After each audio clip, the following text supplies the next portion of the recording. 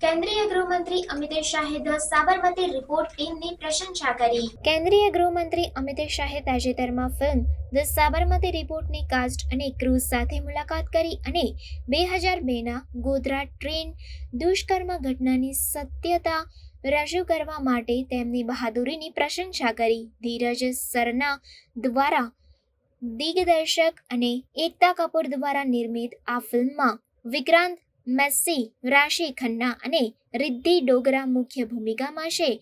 શાહે રાજકીય કારણોસર દબાયેલા તથ્યોને બહાર લાવવાના તેમના સાહસ માટે ટીમની પ્રશંસા કરી.